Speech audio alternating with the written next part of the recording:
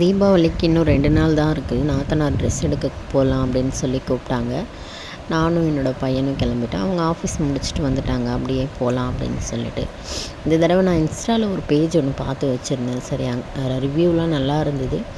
அவங்க பேஜ்லேயும் போய்ட்டு செக் பண்ணேன். சரி அங்கேயே போகலாம் அப்படின்றதால இங்கே ரெட்டியார்பாளையம் நெல்லை பேக்கரி பக்கத்தில் இருக்க அந்த குர்த்தி ஸ்டூடியோக்கு தான் போயிருந்தோம்.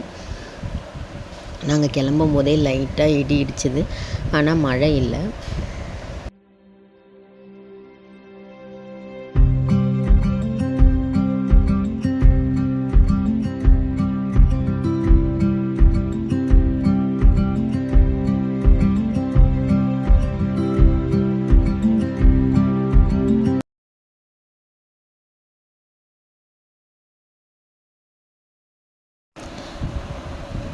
பாப்பா வரும்போதே லேட் ஆகிடுச்சு. 8:30 போல் ஆகிடுச்சு. வரும்போது சொன்னாங்க ரொம்ப டிராஃபிக்காக இருக்கு நீ எப்படி போகிறதுன்னு தெரியல அப்படின்னு. என்ன பாப்பாமா?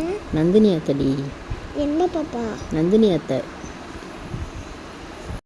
பிரிட்ஜ் மேலே போகும்போதெல்லாம் லைட்டாக தூறல் போட ஆரம்பிச்சிருது. நாங்கள் கடைக்கு வந்துட்டோம். கடவுளை போகும்போதெல்லாம் லைட்டாக மழை ஸ்டார்ட் ஆகிடுச்சு. கலெக்ஷன்லாம் நல்லா இருக்குங்க. குர்த்திஸ்லாம் ரொம்ப நல்லா இருக்குது பார்க்க. ஹாய் ஃப்ரெண்ட்ஸுக்கு ட்ரெஸ் கடைக்கு போகலாம். மிட்டாய்க்கு தெரியுதா? வாங்கிட்டேன்னு சொல்லி கேட்டேன்.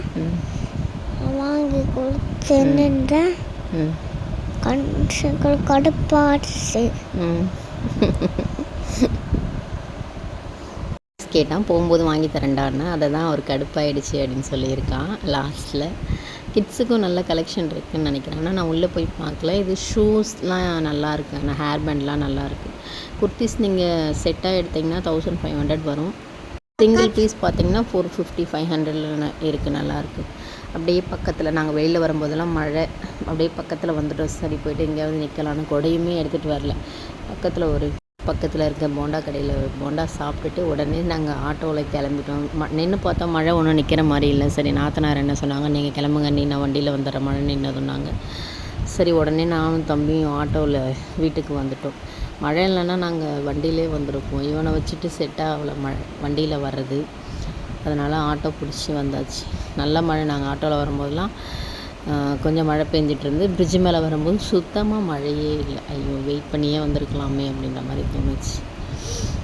நாங்கள் வந்ததும் எங்கள் நாத்தனார் வந்ததும் கரெக்டாக ஆகிடுச்சு. வீட்டுக்கு வந்துட்டோம். அங்கே கறி போண்டா வாங்கினோம். ஆனால் அங்கே சாப்பிடவே முடியல. தம்பிக்கு மட்டும் கொஞ்சமாக ஊட்டி விட்டுட்டு வீட்டுக்கு எடுத்துகிட்டு வந்துட்டோம். சரி வீட்டுக்கு வந்து சாப்பிட்லாம் அப்படின்னு சொல்லிட்டு ட்ரெஸ்ஸுமே எடுத்தாச்சு. நாளைக்கு பார்க்கலாம்.